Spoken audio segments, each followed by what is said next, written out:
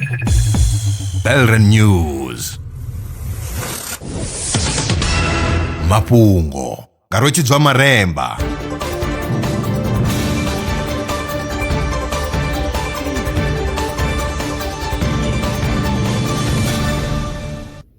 Ndo livhuwa vhukuma zwa zwino ndi tshifhinga tsha mafhungo. Vhunzhi ha zwipiḓa zwa vhukovhela ha Europe zwi khou ṱangana na tshiimo tsha mufhiso u re nṱhesa.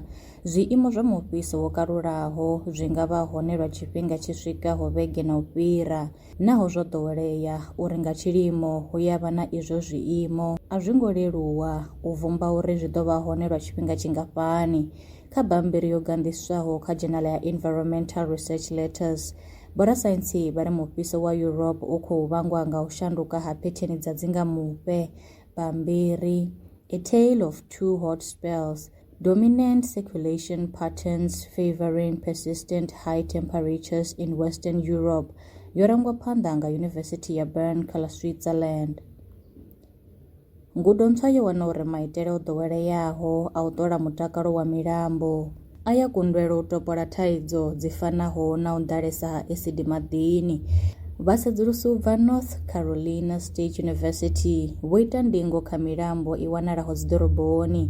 Bammbiri, Evaluation of Stream Visual Assessment Protocol with Measured Water Quality Parameters in Urban Streams, yo anḓadzwa kha Journal ya PLOS One.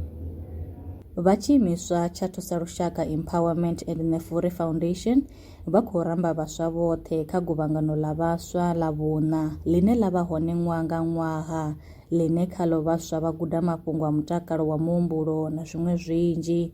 Guvhangano ḽi ḓo farwa ngei Maṱanḓa kerekeni ya PWC nga mugivhela wa ḽa 18 uno ṅwedzi. Kha ri pfhe mueletshedzi wa Thusa Lushaka Empowerment and Nefuri Foundation, Vho Livhuwani Musiwa Khwerana vha tshi ṱalutshedza. Vha khou ambaho ndi Vho Livhuwani Musiwa Khwerana, advisor wa Thusa Lushaka Empowerment and Nefuri Foundation, ine zwa zwino ro partnera na nga Tshilidzi Fashion Design. Ndi na khuwelelo kha vhaswa vhoṱhe u bva kule na tsini. Rine vha Thusa Lushaka na Nefuri Foundation ri khunyeleli nga dzi 18 July, fhethu ndi Maṱanḓa PWC Church, kerekeni ya vhafunzi vho Sinyosi hangei tsini na Amaria Combined School.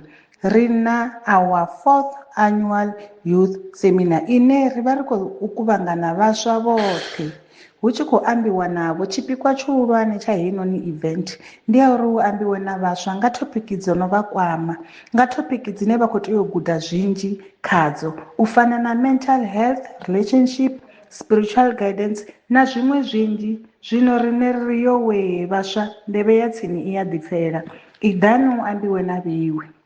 Rine ro ni dzudzanyela zwiambi zwine vho ḓiṋekedzela u amba na vheiwe nga heḽinoni ḓuvha.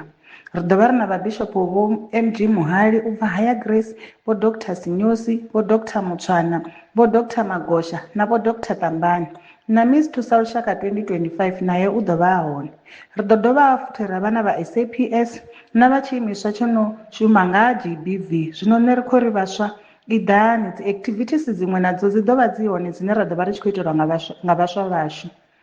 Zwiṅwe zwine zwa khou takadza khezwi ya kha vhaswa, vhaswa ṱavhanyani ni ḓe ni fare tshifhinga, mushumo u ḓo thoma nga 9:30 haningei kerekeni ha vho Sinyosi. Zwino ri vhaswa vhane vha ḓo thoma u swika nga dzi 18 July vha ḓo wana, ndi uri ndi vhaswa vha 100, vha ḓo wana stationary pack.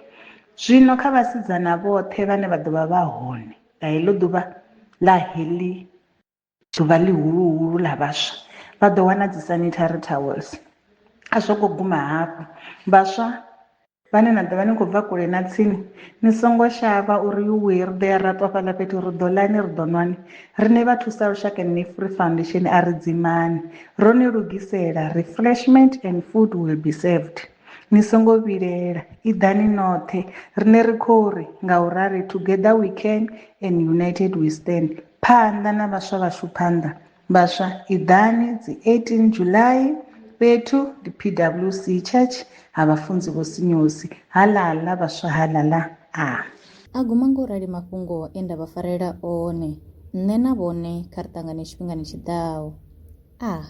lwa miṅwaha i fhiraho sumbe dzina ḽithihi fhedzi ndi ḽone ḽi bvaho phanḓa khou endedza vhadzulapo vha ḽa Afrika Tshipembe. Mulaudzi Transport Service ndi khamphani yavho ine ya vhaendedza u ya na u vhuya mishumoni nyendo dza kule na tsini hu tshi katela na u welekanya mikano ya mashango a tsini na Afrika Tshipembe. Ri vhaendedza vha swika hune vha khou ya vho tsireledzea. Arali vha tshi ṱoḓa u bva nga tshigwada u dzhena na vhuṱambo vhufhio na vhufhio kha vha ri fhulufhele ngauri ri ḓo vha swikisa nga tshifhinga. Vha nga ri kwama kha nomboro dzi tevhelaho 083 227 0606. Mulaudzi Transport Service, no place is too far to reach. Zwino ri tshi khou amba vhanga vha sa ḓivhi uri masheleni a u tandulula thaidzo ine vha vha nayo vha ṱo a wana gai vha songo tsha ṱwa vha tshi renga nga ṱhoho lini. Belran Brands i hanefha tsini na vhone ri ḓo vha thusa u bva kha 500 u swika kha 4000 randa. Riṋe ri khou ṱoḓa tshiḽipi tsha muholo, khophi ya basa, 3 months bank statement na proof of residence. U bvapo tshelede i khou ṋamba ya dzheniswa nga murahu ha zwiminetse nyana. Kha vha rumele WhatsApp zwino 072 019 5843. Belran Brands ndi vhahadzimisa masheleni vho ḓiṅwaliselaho. Are you a survivalist entrepreneur in the Vemba district? Belran Brands is here to back your hustle. Get a loan from just 500 rands up to 4,000 rands designed to grow your business. All you need is 6 months of bank statements, 6 months of sales records, your South African ID, and proof of residence. Apply today on WhatsApp 07201958843. Belran Brands, empowering entrepreneurs, building communities. Terms and conditions apply.